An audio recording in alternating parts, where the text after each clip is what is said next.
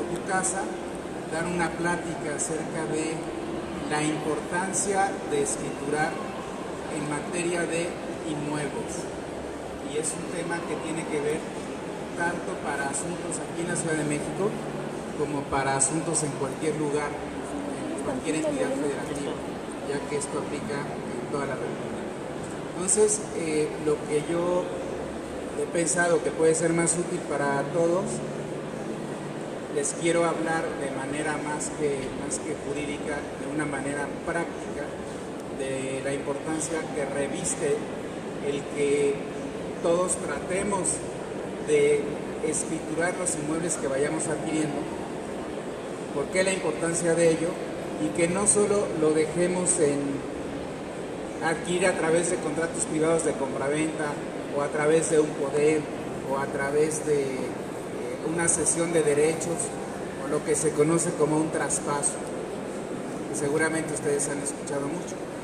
Entonces, mi idea es transmitirles a ustedes qué es lo que jurídicamente se tiene que hacer, cuál es la importancia de ello, y algunas cuestiones prácticas. Me imagino que aquí en nuestra asamblea, en nuestra reunión, pues habrá personas que tengan la intención de adquirir una vivienda, que sean particulares, pero seguramente también hay personas que se dedican a asesorar a los demás para adquirir una vivienda, que son brokers o que son corredores. Muy probablemente aquí algunos de ustedes sea su caso.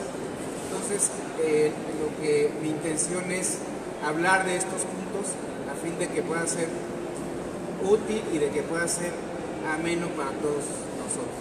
¿De acuerdo? Entonces, ¿están de acuerdo? Empezaría yo con la plática, que va a ser de unos 30 a 40 minutos, y al final, si ustedes tienen alguna duda, alguna cuestión que quisieran preguntar, lo hacemos y lo contestamos para todos, porque puede ser interesante para los demás. ¿De acuerdo? Muy bien. Bueno, pues como ya les decía, el tema central es la importancia de escriturar los inmuebles aquí en la Ciudad de México. En primer lugar, yo les diría, y seguramente ustedes han oído mucho, de personas que compran a través de un contrato privado, pero después lo dejan ahí o van liquidándolo poco a poco, piensan que la escritura es al final de que terminan de pagar, de que terminan de liquidar. Yo me iría al género de la adquisición de un inmueble. Me gustaría hablar primero de la compraventa, que es lo que de manera más cotidiana hacemos en las notarías y hacen todas las personas que están involucradas con la adquisición de inmuebles. Hablaría primero de la compraventa y después tocaría el poder y el tema de las sucesiones. ¿De acuerdo? Primero, si están de acuerdo, la compraventa. Como saben, bueno, partiría yo de una definición básica de lo que es la compraventa. Es un contrato por el cual una persona se obliga a transmitir la propiedad de un bien o la titularidad de un derecho a cambio de un precio cierto y en dinero. Eso es la compraventa, es decir, hay alguien que transmite un bien, ya sea un bien mueble, sea un automóvil, sea una pluma, sea un mueble, un enser, o también un inmueble, que es lo que hoy nos interesa. Entonces, alguien se obliga a transmitir y otra persona, a cambio de esa transmisión, se obliga a darle por ello un precio cierto y en dinero, no en otra cosa. Tiene que ser cierto y en dinero. Cuando estamos hablando de dinero, a cambio de algo que me transmiten, entonces estamos hablando de una compraventa. ¿Okay? Que pudiera haber otra forma de transmisión, que te doy una cosa a cambio de otra cosa. Eso pudiera ser, por ejemplo, una permuta, que también requiere de una escritura, si es de un inmueble. Pero yo creo que hoy sería suficiente que habláramos de la compraventa. ¿Okay? Y esa compraventa, para que sea válida, para que jurídicamente sea válida y sea eficaz, en la mayoría de los casos, su forma tiene que ser la escritura pública otorgada ante notario. No hay ningún otro profesionista investido de fe pública que pueda hacer escrituras de inmuebles más que el notario. Un corredor público no lo puede hacer, un juez tampoco lo puede hacer, ¿de acuerdo? El único profesionista investido de fe pública que puede hacer constar escrituras es el notario. Y esta compraventa de inmuebles, les decía, en la mayoría de las veces, dependiendo del valor, cuando el monto del bien es mayor a 365 veces el salario mínimo, estamos hablando que si hoy el salario mínimo es más o menos 80 pesos, si multiplicamos esa cantidad por 365 y el valor del bien inmueble es superior a esa cantidad, que realmente sería la mayoría, entonces ese contrato de compraventa tiene que ser en escritura necesariamente. El hecho de hacerlo solo en contrato privado no le da la forma que la ley exige y eso trae una serie de consecuencias que ahorita las vamos a ver.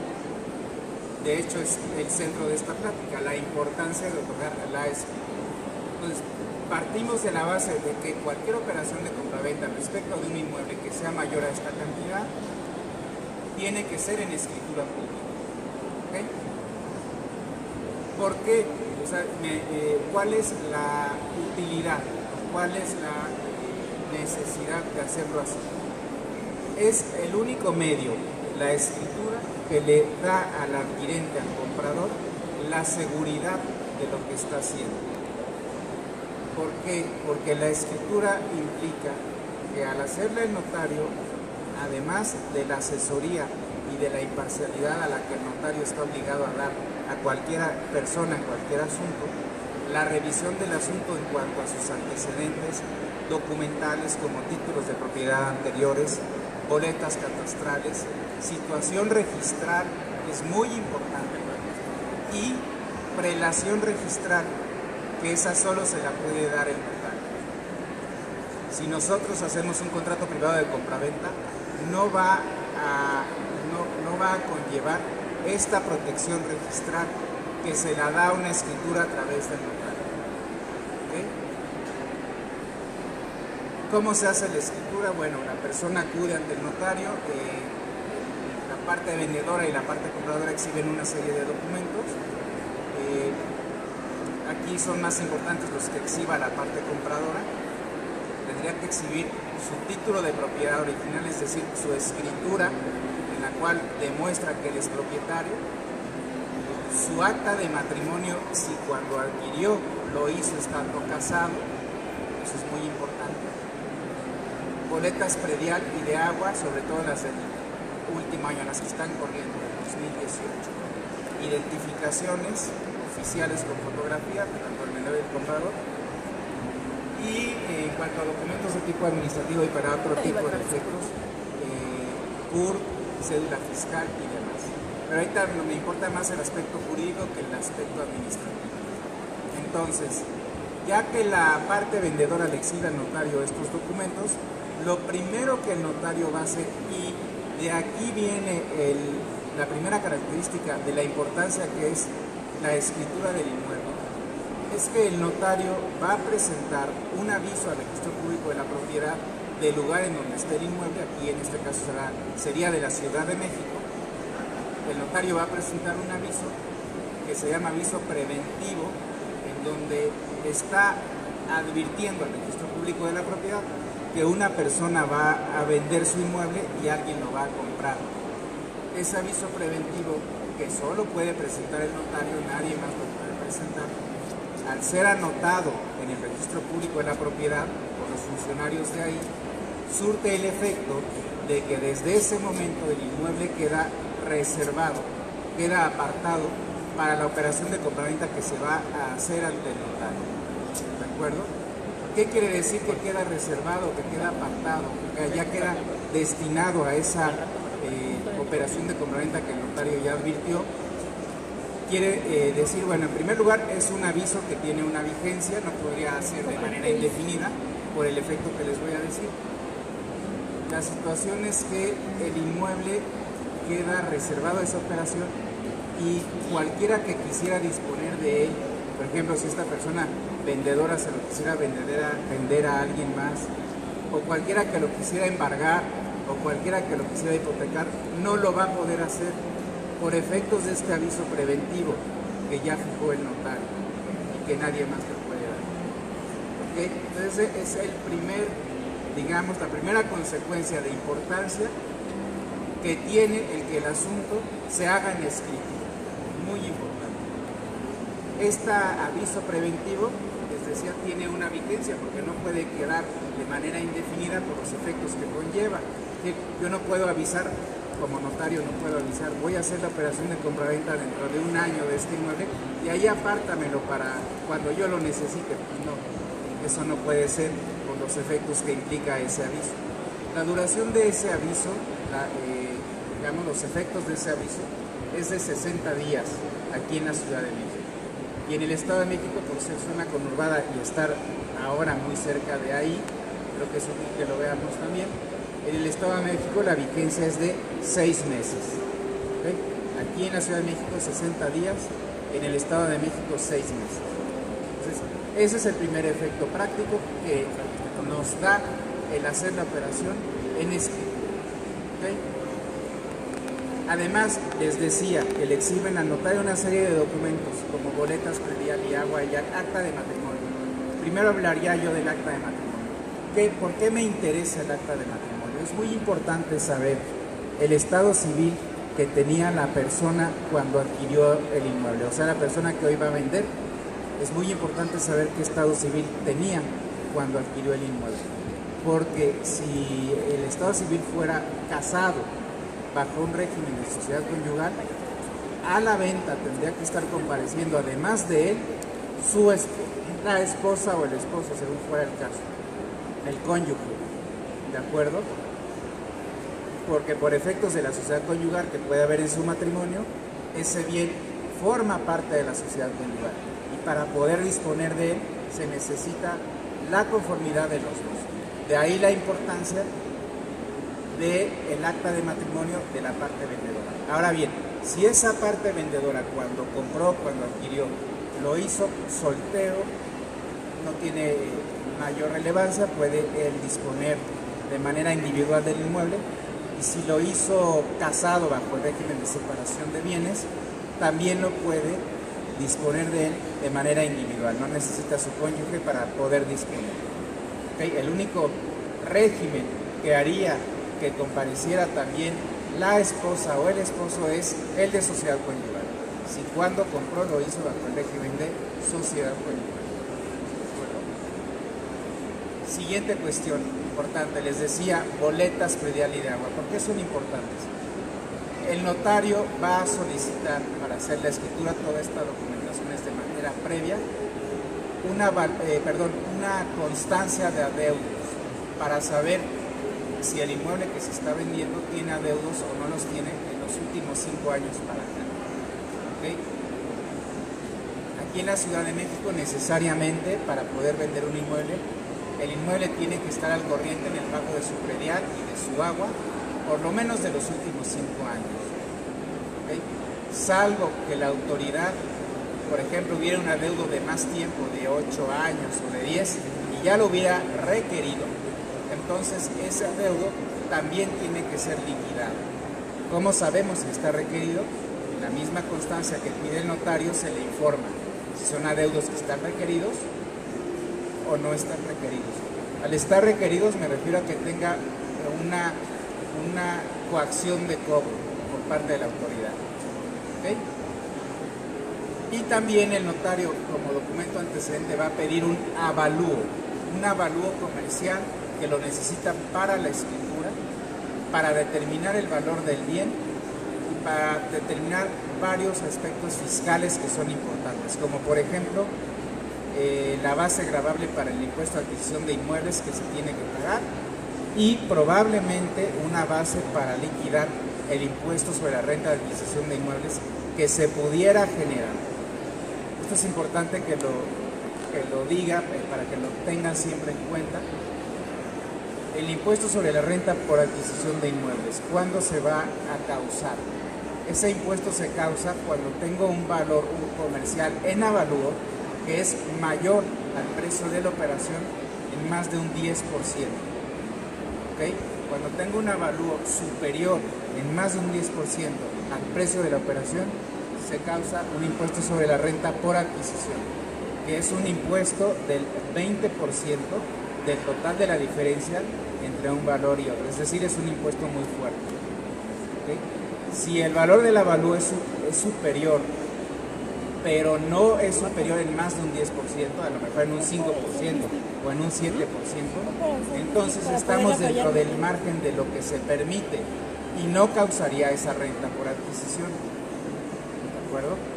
Entonces, siempre hay que tener cuidado cuando tenemos un avalúo que es superior al precio de la operación, porque es probable que se genere un impuesto sobre la renta por adquisición a cargo del comprador. Este impuesto es una especie de carga a aquel que para la autoridad fiscal está comprando barato.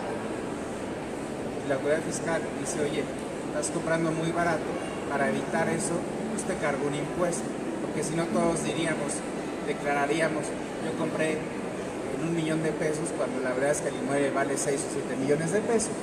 Para tratar de evitar eso es este impuesto. ¿Okay?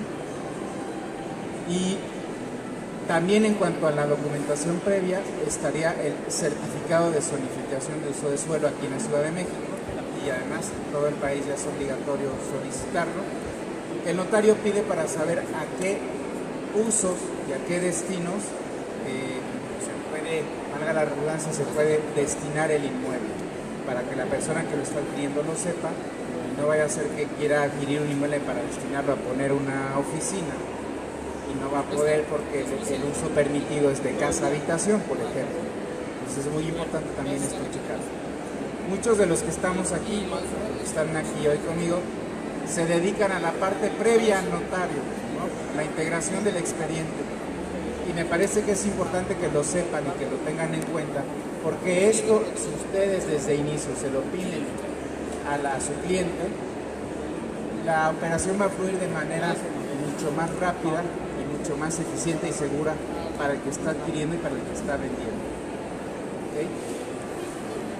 Incluso siempre, por ejemplo, nosotros como notaría, antes de que se firme el contrato privado de compraventa, en donde el comprador, para asegurar la operación, le da un anticipo al vendedor, bueno, aún antes de ese momento, como notaría, solicitamos primeramente una constancia de folio del registro público de la propiedad para verificar cuál es la situación registral de ese inmueble, para saber si tiene algún gravamen o no, para saber si quien dice que quiere vender es el titular registrado o no lo es, para verificar la situación de fondo del inmueble, de tal manera que quien está comprando desde un inicio sepa que lo que va a hacer pues, está bien hecho.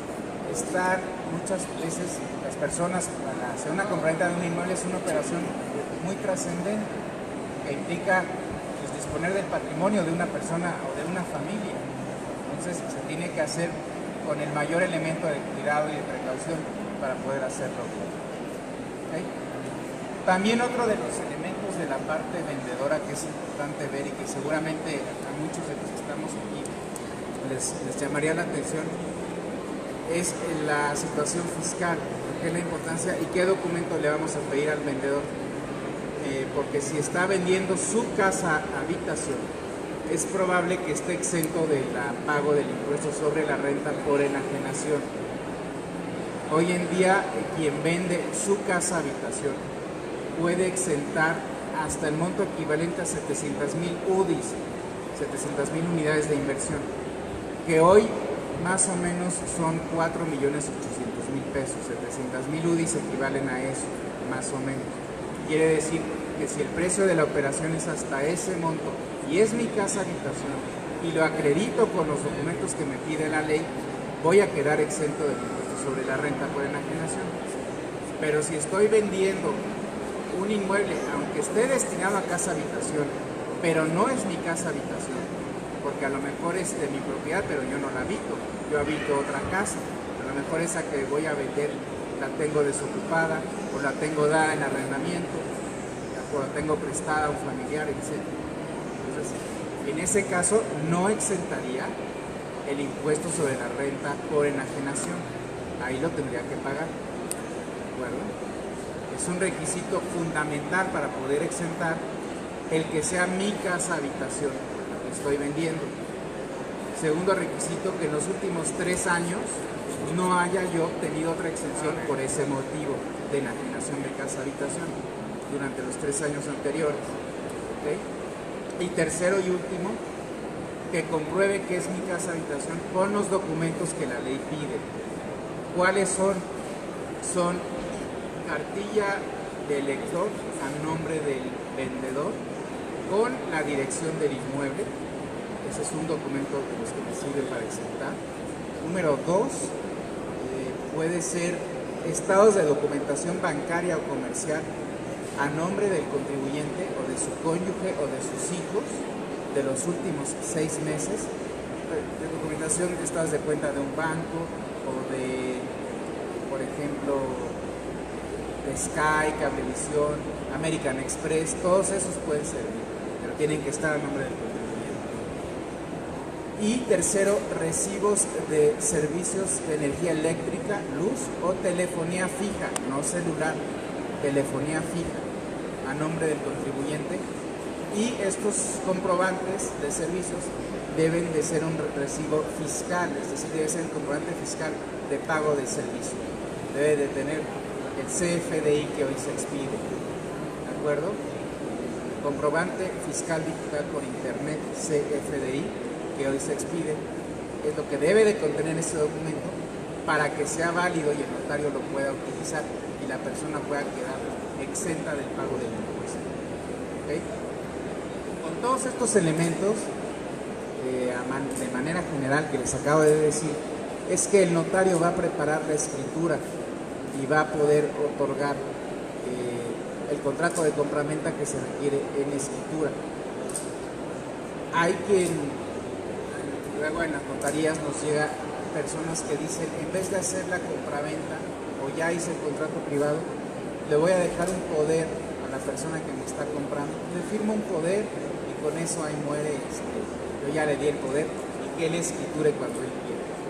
Hay que tener mucho cuidado en eso. Particularmente en mi notaría tratamos de asesorar a la gente para que no hagan ese tipo de operación, porque no le da ninguna seguridad ni al que vendió, que es el que otorga el poder, ni al que está comprando, que es el que recibe el poder.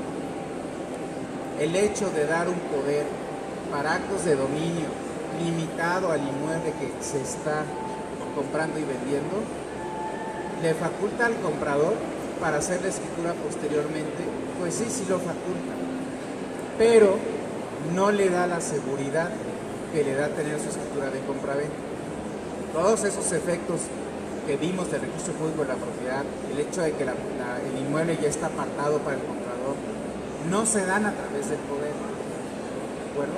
Un efecto muy importante de la escritura de compraventa que acabamos de platicar, que ya una vez que existen los elementos, se firma la escritura y el notario en ese momento tiene 72 horas para darle al registro público de la propiedad un aviso de otorgamiento, así se llama hoy.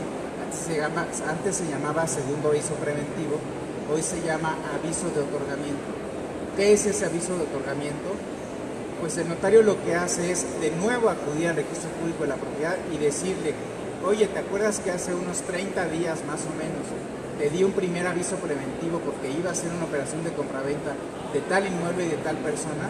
Bueno, este aviso de otorgamiento significa, te confirmo que ya hice la operación, ya se firmó la operación, esa de la cual te avisé hace unas semanas, ya se firmó. Y entonces comienzan a surtir otros efectos para el registro público de la propiedad, que es que esa protección que teníamos desde antes se va a continuar por 90 días más a partir de que avisó el notario, esperando a que el registro reciba la escritura y la inscriba ya al nuevo comprador. Esos efectos son fundamentales, son importantísimos, sobre todo para la persona que está comprando. Es la única forma de garantizarle lo que está haciendo. Y si en vez del contrato de compraventa a través de escritura, el vendedor le hubiera otorgado un poder, no va a lograr estos efectos que estamos diciendo. El poder no implica esos efectos. Entonces, si yo le doy un poder a alguien que en realidad me compró, no le estoy dando la seguridad de adquirir jurídicamente el inmueble como debe de ser. Y si el que dio el poder después decide vender el inmueble por la razón que quiera a otra persona, lo podría hacer. Claro, incurrirá una responsabilidad civil y penal, pero por lo pronto lo podría hacer. Si quien dio el poder algo le sucede y muere, ese poder que dio termina, se extingue, ¿okay? Y el que compró, que era el apoderado, se queda sin ningún instrumento lo suficientemente seguro que le garantice que es propietario del inmueble. ¿Qué podrá hacer? Pues probablemente podrá acudir a los tribunales y demandar el otorgamiento y firma de una escritura, pero es un procedimiento judicial que le va a llevar un buen rato, al cual cayó de manera innecesaria por no haber hecho su escritura de compraventa, que es lo que tendría que hacer, que tendría que haber hecho. ¿Okay? Entonces, ese poder no le garantiza al comprador nada. ¿Le da una herramienta para poder escriturar? Sí le da una herramienta, pero es una herramienta muy frágil, es una herramienta poco segura. ¿Okay? Y otro de los mecanismos que utiliza la gente para vender sin acudir a la escritura es, oye, pues vamos a hacerlo en contrato privado de compraventa y aquí está, mira, te lo firmo, tú fírmalo y ya ahí tú escrituras después. En primer lugar, ese contrato privado de compraventa no tiene toda la asesoría profesional del notario que implica el estudio a profundidad del asunto para poder saber si esa operación era válida, era segura, era eficiente, era justa y demás. En segundo lugar, tampoco le genera al comprador ningún efecto registral de los que ya hablamos y el comprador queda en total estado de indefensión. ¿De acuerdo? Y si algo le pasa a su vendedor, y suponiendo que no le pasara nada, va a quedar a expensas en el futuro de que el vendedor le quiera otorgar la escritura, porque tarde o temprano ese contrato privado va a tener que elevarse a escritura, ¿de acuerdo? Porque la ley pide que sea en escritura. Pues no obstante haberlo hecho en un contrato privado, el día de mañana, en unos años, en unos meses, el comprador va a necesitar su escritura cuando él quiera vender y va a buscar al vendedor. Y es muy probable que el vendedor, pues a lo mejor ya no le quiere firmar, a lo mejor ya no lo encuentra porque se cambió de domicilio, ya no vive aquí en la ciudad o lo que sea, o a lo mejor ya hasta murió. Y entonces esa persona que compró a través de contrato privado, pues se quedó chiflando en la loma, si se permite la expresión, y va a tener que acudir a un tribunal para que le reconozcan su compraventa y la pueda elevar a escritura. Se va a llevar mucho tiempo y mucho dinero en hacer eso. Entonces, el que piensa que se ahorra un dinero porque no fue al notario y lo hizo en contrato privado, o que solo hizo un poder en vez de haber hecho una compraventa, pues está cayendo en el peor error de su vida a nivel de contratación jurídica, porque tarde o temprano va a requerir de esa escritura y le va a salir hasta más caro porque va a necesitar de abogados que litiguen y va a pagar además impuestos con actualización, multas y recargos por no haber pagado el tiempo. El tiempo es cuando se hace el contrato, cuando se hace la escritura, y si se hace el contrato privado, pues ahí se tendrían que estar pagando los impuestos, porque si no lo hacen, cuando lo eleven a escritura, van a pagar ese impuesto, más actualización, más multas y más recargos. Es decir, le va a salir mucho más caro. Y eso suponiendo que lo pudiera hacer, suponiendo que de manera pacífica lo pudiera resolver, porque es, como les digo, muy probable que ya tenga que acudir a un tribunal para resolver su problema. ¿Okay? Y otro tema de los que quería platicar, bueno, además y hablando de esta cuestión fiscal, es importante que sepan, seguramente ya lo saben, pero para para quienes no, que a nivel de la Ciudad de México aplica el programa de jornada notarial, al que pueden acudir todas las personas que están adquiriendo un inmueble, ya sea por compra-venta o por sucesión por causa de muerte, en aquellos inmuebles que tienen un valor catastral no mayor a 1.800.000 pesos, pueden acudir al programa de jornada notarial y el impuesto de adquisición de inmuebles baja de una manera muy considerable, y esto a la larga implica que los gastos de escritura bajan también de manera muy considerable. ¿Qué tan considerable? Pues yo les diría que más o menos bajan un 50% los gastos en general de escritura de aquellos inmuebles que participan en jornada y aquellos que no. ¿Cuál es el requisito para participar en jornada? Que el comprador sea persona física, si es persona moral no aplicaría. Que el inmueble esté destinado a casa habitación, si estuviera adquiriendo un inmueble para otro destino, no aplicaría la jornada. Y que el valor catastral no sea de más de 1.800.000 pesos. Dependiendo del valor catastral que tenga el inmueble, es el nivel de beneficio que va a recibir. Es decir, si tiene un valor catastral menor, va a recibir un beneficio fiscal mayor, que puede ser del 60%, del 40%, del 20% o del 10%. Así, de esta manera escalonada es el beneficio fiscal, dependiendo del valor catastral del inmueble. Hay también aquí en la Ciudad de México un programa de sucesiones, es decir, para adquirir por muerte, que también para aquellos inmuebles que tienen un valor catastral no mayor a 2 millones de pesos, pueden participar en este programa y tener una reducción de ISAI de un 60% o de un 80%, dependiendo del valor, que también es muy fuerte. ¿Okay?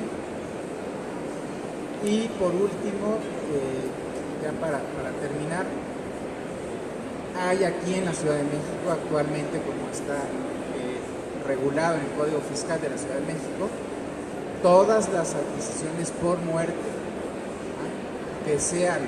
que reúnan cualquiera de estas tres características que les voy a decir, tienen tasa cero del impuesto de adquisición de inmueble. Quiere decir que no pagan un peso de impuesto de adquisición de inmueble, que es el gasto más caro de la escritura, es el impuesto. Bueno, si hay una sucesión, si hay una adquisición por muerte que caiga en estos tres supuestos, por lo menos durante este año y mientras no se modifique la ley, no pagan un peso del impuesto sobre la adquisición de inmuebles. ¿Cuál es el supuesto? Que el de cuyos, es decir, el autor de la sucesión, el muerto, sea ascendiente del que va a heredar, sea su padre, o sea, de padres a hijos. Ahí, no importando el valor del bien, puede ser que el valor del bien sea de 1 millón de pesos, puede ser que sea de 100 millones de pesos, no va a pagar ISAI si es de padres a hijos. ¿Okay? Requisito número 1. Requisito número 2, que es independiente, que el trámite de la sucesión, es decir, la adjudicación por herencia, se lleve dentro de los siguientes 5 años a la muerte del autor de la sucesión. ¿Qué quiere decir? Que si alguien murió en el año 2014 y hoy vamos a hacer su trámite, es tasa cero y no paga impuestos. ¿Okay? O que si muere hoy 2018 y el trámite se hace hasta el 2022, pues también es tasa cero porque está dentro de los 5 años. ¿Okay? Y el último requisito es que el valor del inmueble fuera, por ejemplo, de no más de 2 millones de pesos, pero ahí sí no importa si el que se está adjudicando es familiar o no es familiar de la persona que murió. Puede ser que ni siquiera sean familiares. Si el valor del inmueble no es mayor a 2 millones de pesos, entonces alcanza el beneficio de la tasa cero y no paga el impuesto. ¿Ok? Cualquiera de los tres.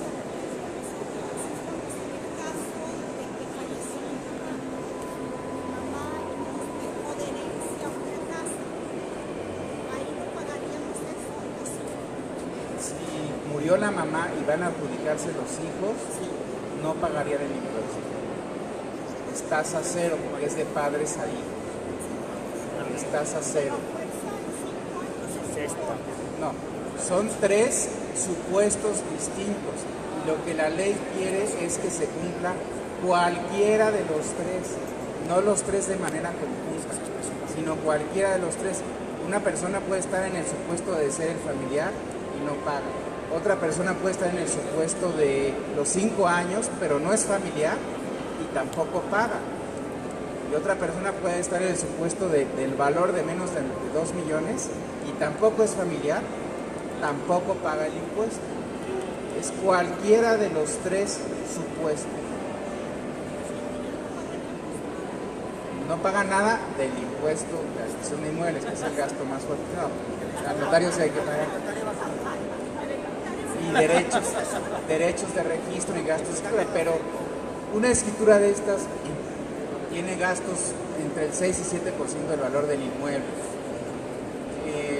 Quitando el impuesto, que es el gasto más fuerte, van a bajar los gastos de manera que no van a ser más del 3%.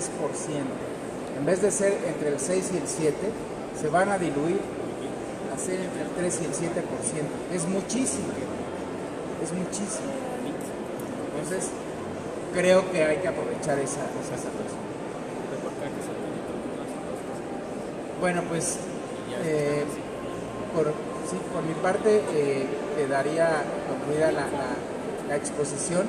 Lo que les quiero transmitir un poquito es hacernos conscientes de lo importante que es escriturar, no dejarlo, porque si lo dejamos, lo único que dejamos son problemas. Es una bola de nieve que se va complicando porque después muere alguien, porque después ya no encontramos al que nos vendió, porque nos va a salir más caro por no haber pagado impuestos a tiempo. Si pensamos que nos estamos ahorrando, no nos estamos ahorrando nada, nos estamos complicando, nos estamos metiendo el pie solo. Nuestro sistema pide que sea en escritura y así es como le garantiza al adquirente, le da tranquilidad, le da seguridad de lo que está haciendo y es como menos gastos implica el hacerlo en escritura. Eso es lo que por mi parte yo les quería transmitir y si quieren podemos abrir una ronda de preguntas si alguien tiene alguna pregunta. Nada más que les paso el micrófono porque no escucho y para que escuchen los demás.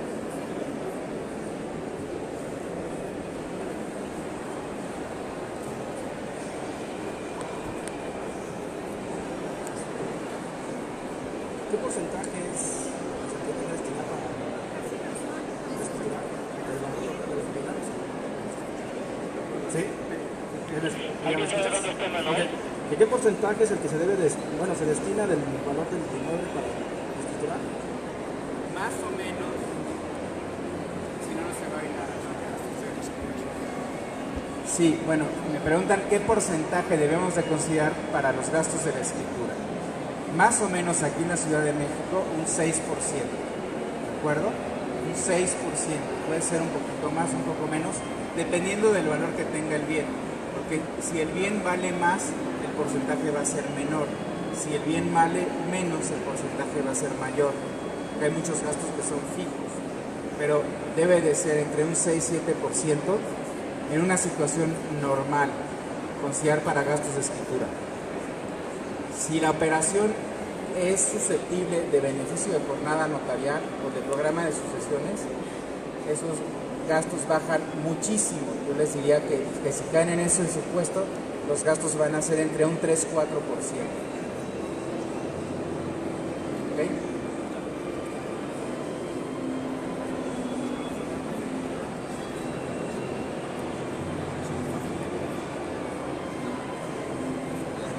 Mire, yo adquirí mi casita y la terminé de pagar, pero estaba hipotecada. Al momento de cuando ya me dieron las cartas de liberación y todo, las llevé nuevamente al notario, pero ya tiene fácil 2 años y me dicen que no le han dado la respuesta de la firma para liberar la hipoteca. Entonces ahí, ¿qué procede? ¿Qué hago?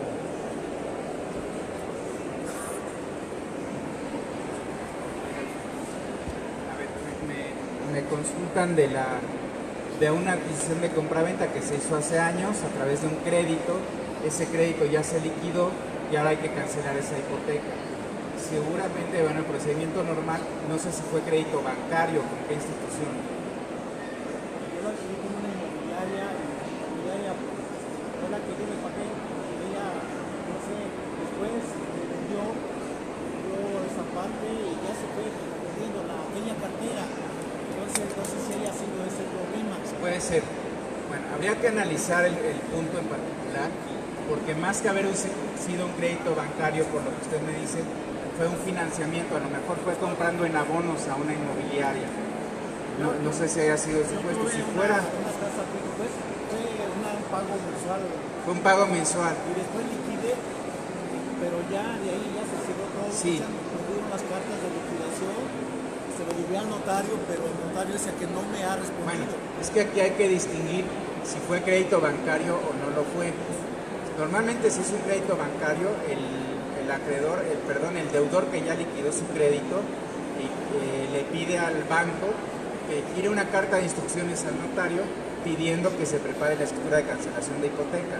El banco va a emitir esa carta, se la va a girar al notario y le deben de llevar al notario, además de la carta de instrucción, copia de la escritura del crédito, y el notario va a hacer la escritura de cancelación de hipoteca. Es una escritura muy sencilla.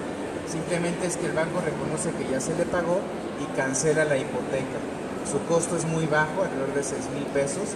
Se manda a inscribir al registro público de la propiedad y ya queda quitada la hipoteca. Pero en el caso que me menciona, yo me imagino que fue que la propia inmobiliaria que vendió le fueron pagando mes a mes el precio, y al final no sé qué problema haya habido. No sé si desapareció la inmobiliaria o si... si desapareció la inmobiliaria, más bien con los comprobantes de pago que le tiene que demostrar al juez que ya pagó, para que el juez, en rebeldía de la inmobiliaria que ya no aparece, le firme la escritura en rebeldía. Pero eso implica pues un litigio, implica un juicio, que se asesore usted de un abogado que litigue para que pueda llevar ese procedimiento. Y esa, si me permite usted, es una de las consecuencias de no haber escriturado desde el principio. No tengo escritura. O si tiene escritura y fue en abonos, a lo mejor fue una reserva de dominio. Quedó una reserva de dominio.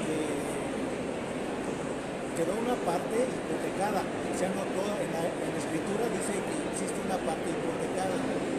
Yo Bueno, si lo hizo en escritura, habría que revisar y quien le vendió tendría que firmar la escritura reconociendo el pago. De hecho, tengo las liquidaciones que me dio, que ya terminaba, pero ahora sí que el notario pues es el que no me ha dado respuesta. Habría que ver el asunto, de estudiarlo con calma y ver qué es lo que procede. Pero me parece que sería que tiene que demandar para que le firmen sus...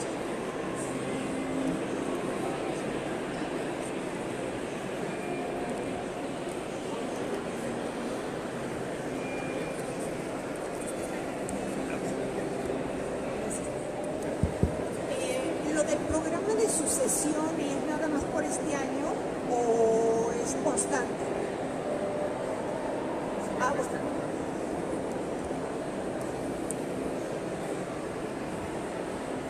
Gracias. El programa de sucesiones. Tratándose de sucesiones hay dos cuestiones que aplican. Por un lado es el programa de sucesiones, que es el descuento del 80% del 60%, cuando el valor catastral del inmueble no es mayor a 2 millones de pesos. Este programa existe aquí en la Ciudad de México desde hace 15 años y bueno, está previsto en la ley y va a continuar así. Lo que salió este año, que no había en años anteriores, es la tasa cero para el impuesto de adquisición de inmuebles. Eso está previsto en el Código Fiscal de la Ciudad de México. Las reformas en materia fiscal son anuales.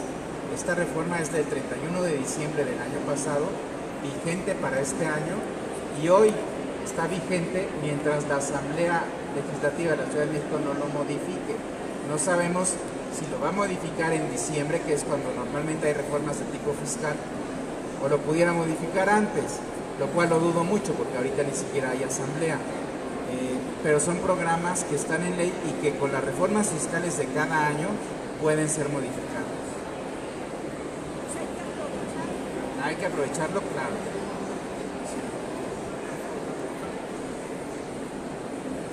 Hola, tengo varias preguntas. Como extranjero, ¿qué documentación me piden? Bueno, me preguntan, para adquirir siendo extranjero, ¿qué necesito? Básicamente se necesita lo mismo que ya comentamos, pero además se necesita celebrar con el gobierno mexicano un convenio para adquirir inmuebles, y eso se hace a través de la Secretaría de Relaciones Exteriores. Una persona de nacionalidad extranjera puede adquirir un inmueble en México, sí puede, pero necesita acreditar su legal estancia en el país con cualquier calidad migratoria. Es suficiente, cualquier calidad migratoria, y celebrar el convenio con la Secretaría de Relaciones Exteriores del gobierno mexicano, y que el inmueble no esté en zona restringida. ¿Cuál es la zona restringida? 50 kilómetros a lo largo de las playas y 100 de las fronteras. O sea, aquí en la Ciudad de México se puede adquirir cualquier inmueble por cualquier extranjero. ¿De acuerdo?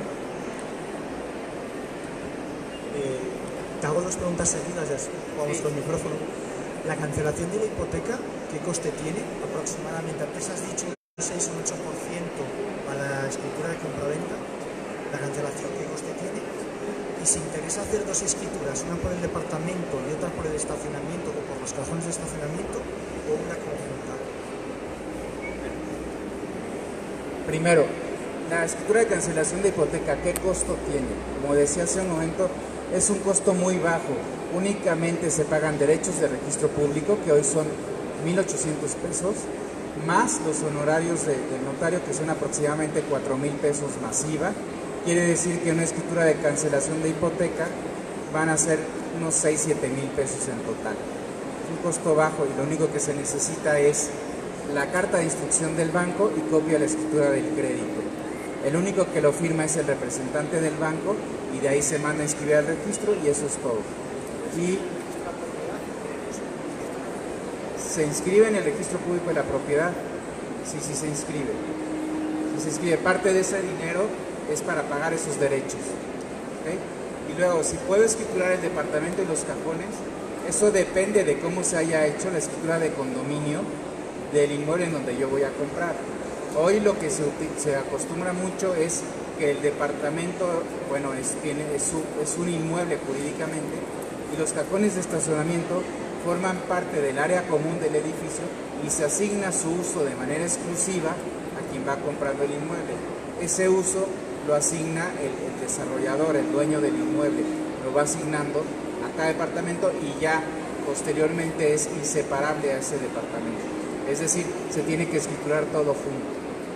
¿Ok?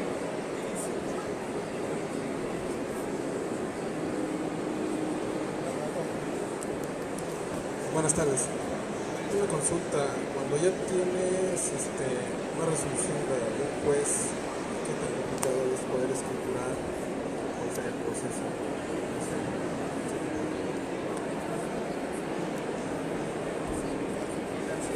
Cuando tienes ya una resolución de un juez, ¿qué tan complicado es escriturar? Hay que ver esa resolución de qué viene. O sea, esa resolución le está motivando cosas distintas. Puede ser que una persona demandó el otorgamiento y firma de una escritura por haber comprado en contrato privado, ¿sí? Y luego ya no pudo escriturar porque su vendedor se murió o porque desapareció. Entonces tuvo que ir ante un juez a hacer un procedimiento para que el juez ordene la firma de escritura. Ya contando con la sentencia judicial, ¿sí? Lo que habría que hacer es pues preparar la escritura con el expediente judicial más el resto de la documentación, que el juez decrete la rebeldía del vendedor y la firme. Es decir, es un procedimiento un poquito más largo de una compraventa normal.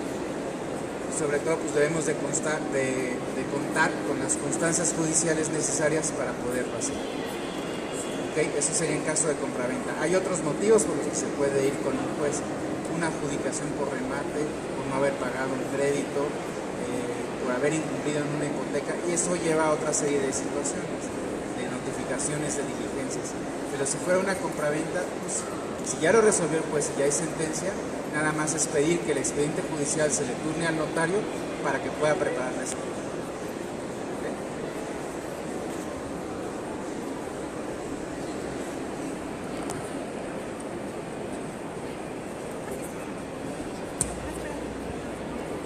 Buenas tardes. Una pregunta. Yo estoy pagando actualmente una casa en Pachuca. Estoy en un proceso de traspaso. Pero bueno, ¿qué es lo más sano para hacer ese traspaso? A mí me comentaban, o sé, no sé si estoy bien informada, que hay que ahora el notario ya no es tan válido, que yo lo haga con esa persona ante el notario como un convenio entre él y yo. ¿Qué es lo más sano para poder hacer ese traspaso?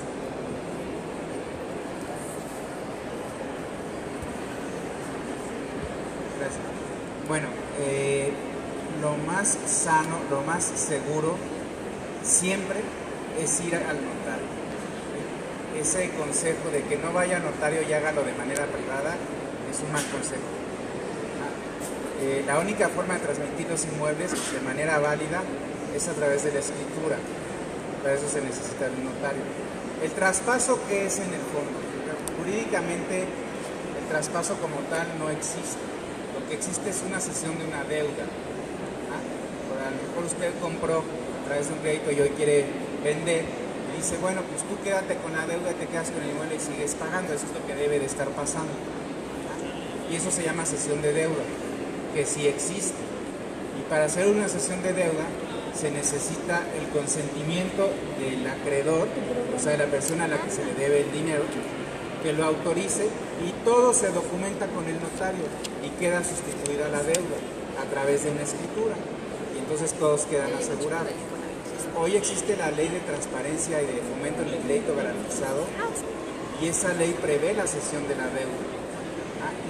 Y obliga en muchos casos a las instituciones de crédito, bancos, a aceptar las sesiones de deuda de manera económica, ágil y rápida, para esos llamados traspasos, tratar de que sean lo más regular posibles a través de una escritura y con el consentimiento del acreedor y con la intervención del notario, que es lo que le da seguridad a su operación.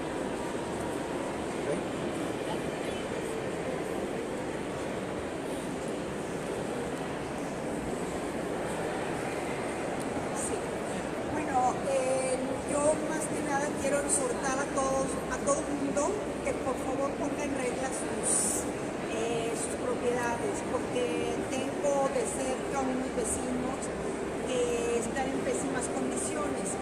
¿A qué me refiero? Resulta que por los años 70, un señor dueño de un edificio a la vuelta de mi casa se murió y luego dejó a sus herederos nunca lo arreglaron. Ellos no les interesaba tener ese edificio de departamentos. Lo vendieron, pero lo vendieron con contrato privado, y luego esos lo revendieron, y resulta que el 19 de septiembre se quedó afectado, está dañado, y no han podido hacer nada. No tienen derecho de nada. No pueden darles ayuda de nada. Y eso porque ninguno es dueño. Y dicen que si quieren arreglar algo, que tienen que ser con los herederos, y los herederos que todavía no son los dueños formales. Entonces tengo un caso de que vecinos míos, de dueños, entre comillas, de 26 departamentos, algunos con 1 o 2, no tienen ningún derecho, ¿no? Entonces, para mí fue una lección muy grande. Yo aconsejaría que todos tengamos en regla nuestras propiedades. ¿Tenemos tiempo para una última pregunta? ¿Alguien más? ¿Tenga alguna duda sobre el notario? ¿No? Bueno, pues ahora eso agradecemos a todos. por favor.